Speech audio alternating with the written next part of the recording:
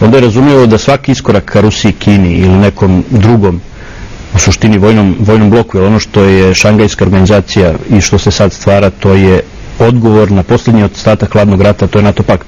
Znači mi bez obzira na to što se to tako ne predstavlja i što postoje ozbiljne komunikacije kroz partnerstvo za mir između NATO pakta i Šangajske organizacije i između država koje su članovi Šangajske organizacije, bez obzira na sve to, suštinski kad se odmaknete vidite dva ozbiljna bloka koji se stvaraju i koji ako Bog da neće ući u globalni konflikt, jer taj globalni konflikt pitanje da bi čovječanstvo preživjelo.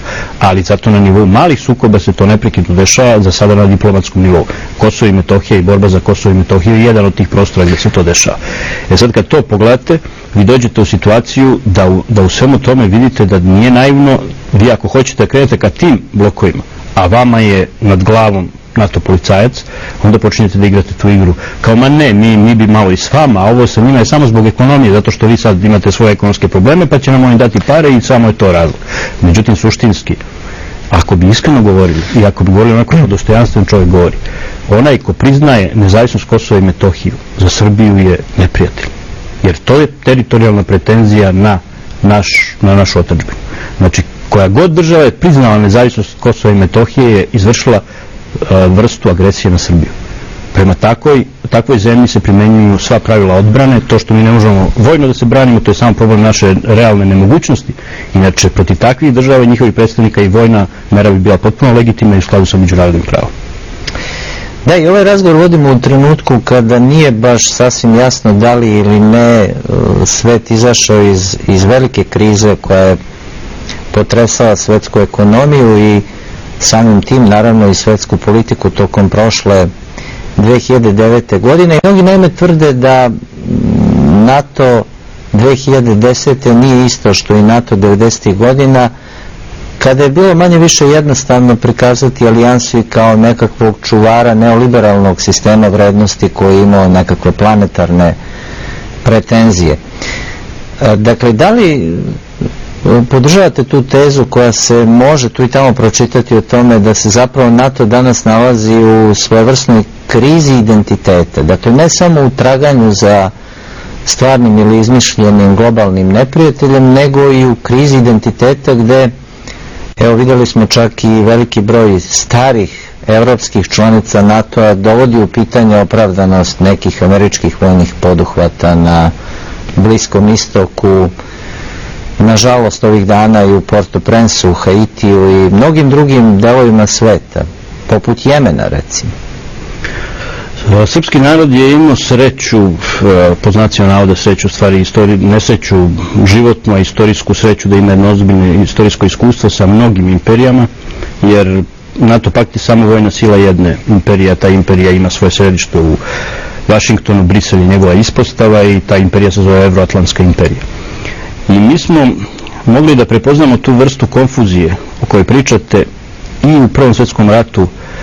NATO pakt podsjeća na one austro-ugarske oficire koji su držali liniju fronta i još uvijek se zaklinjali count ka monarhiji, još uvijek pričali o tome kako će car Franjo da dobije rat, još uvijek pričali o tome svojim mnogo nacionalnim vojnicima koji su svi morali pod knutom i bičom da slušaju te oficire o tome kako će oni dobiti rat, kako će velika imperija germanska i katolička da osvoji svet, a u isto vrijeme u pozadini se dešavalo raspadanje celog tog carstva. To je sad pozicija NATO pakta, samo vojna ispostava tog globalnog carstva koje se u ovom trenutku potpuno raspada. Raspada se po svim šavovima. Ono je svojim agresivnim nastupima i kršenjem međunarodnog prava po pitanju naše otadžbine, po pitanju Iraka, Afganistana, kršenjem humanitarnog prava i ubijanjem civila u tim zemljama, vođenjem agresivnih ratova koji su rušili međunarodno pravo, vođenjem totalitarne metodologije u obračunu sa političkim i drugim neprijateljima u svom društvu vezano za tajne zatvore, cije, za logore, za Guantanamo, da ne pričamo o Abu Ghraibу i sličnim koncentracionim logorima koji su bili pod komandom te imperije. Znači, na sve te načine je taj vojni savez, ta imperija izgubila moralno pravo da govori o bilo kakvim slobodama i zaštiti ljudskih prava. To je jedna dimenzija koja je vrlo brzo pala od trenutka kada su krenuli u otvorene agresije svuda po svetu. Još dok su nas bombardovali, postojala je mogućnost da prodaju javnosti priča o tome da se bore protiv humanitarne katastrofe. Međutim, oni posle 10 godina osvajačkih ratova, zločina koje su počinili, više nikome to ne mogu da objasne. S druge strane, način na koji podržavaju nedemokratske i totalitarne režime svuda po svetu govori o tome da nemaju nikakvo pravo da govore da su zaštitnici bilo kakvog ustavnog poretka, demokratije i uopšte mogućnosti da se civilno uredi jedno društvo. S treće strane, oni su medijskim manipulacijama izgubili pravo da govore o slobodi svog društva u smislu slobodne reči, u smislu toga da tamo može postoji objektivna komunikacija o rešavanju društvenih problema. I najgore što im se desilo, znači sve to se dešavalo na moralnom planu, a znate kakav je čovjek, čovjek živi od hleba. To su ljudi ipak mogli da progutaju, da kažu jeste, ružan si, zao si, maltretiraš me, ali mi daješ koru hleba pa ću nekako da te podnosim. Međutim, svetska ekonomska kriza je pokazala da oni više ni hleb ne mogu da daju svojim robovima. To je bio jedan udarac koji im je pokazao da je posljednja legitimitet te imperije nestao, da bi ona imala pravo da uređuje ceo svet.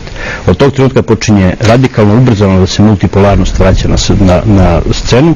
Međutim, ono što je najopasnije u ovoj fazi i ona razlika između NATO pakta 1999. i 2009. je u tome što je NATO pakt još uvijek u stanju da uništi ovu planetu. Oni su sad u prilici da glume poziciju teroriste koji je za taoce uzeo ceo svet. Znači, mi sad imamo teroristu koji kaže ne mogu da rešim nijedan problem, ali mogu sve da vas dignem u vazduh. Ako se budete sa mnom grubo igrali, ako budete hteli da izađete iz ovog zatvora, ja ću sve vas da dignem u vazduh. To je problem sa NATO paktom i zato još uvijek moramo oprezno da se odnosimo prema toj. Da, i vi ste, evo, pre bloka reklama, prosto moram i to da pomenem, zastupnik jedne vrlo interesantne teorije da smo mi zapravo savremenici jedne epohe u kojoj se desilo ubrzanje istorije. Evo, prosto je neverovatno i neverovatno bi zvučala vest pre samo 10 godina da je jedan američki predsjednik poput Obame za samo godinu dana svog mandata do te mere urušio sopstveni rejting u Americi da je on prvi američki predsjednik koji je pao ispod, kako tvrde zvanične ankete, nezvanične su verovatno još gore, ispod 48%.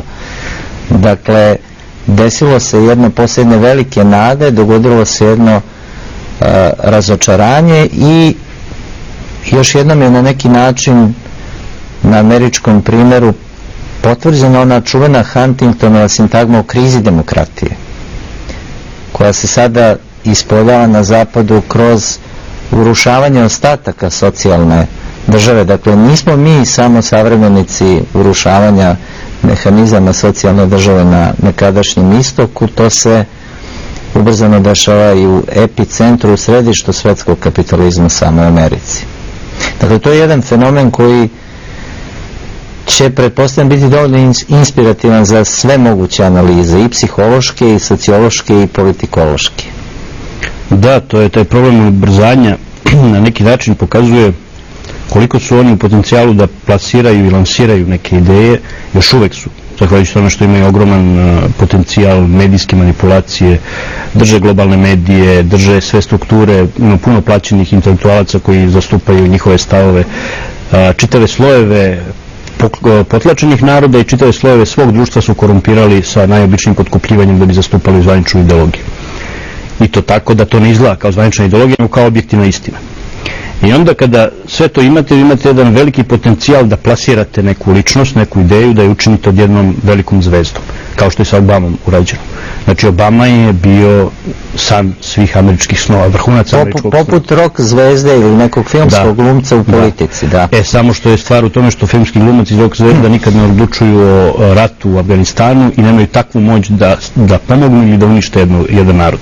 Tako da dokle to radite u tim oblastima, to jeste medijska manipulacija, jeste zagađenje medijskog prostora. Ali kad to radite u oblastima politike, vi onda urušavate ceo društveni poredak. Oni još uvijek imaju potencijal, kao što imaju potencijal da NATO pakt ima potencijal da uništi celu planetu, a ne može više ni jedan problem da reši, sem što može sve nas digne u vazduh. Tako još uvijek njihova medijska manipulacija, njihova mašinerija sistema koji se pod znacima navoda zove demokratski, još uvijek može marketinški da u orbitu vine neku kao novu ideju i neku novu pojavu, neku novu ličnost. Ali je problem što je toliko maska pala da se vrlo brzo obrušava sve to. To je recimo zanimljivo kako je urađeno i sa celom manipulacijom sa gripom H1N1, koja se isto tako izuzetno brzo plasirala, evo upravo gledamo kako se urušava. Zahvaljujem za sada, poštovani gledalci, zastaćemo za nekoliko trenutaka. Prvi blok reklama uz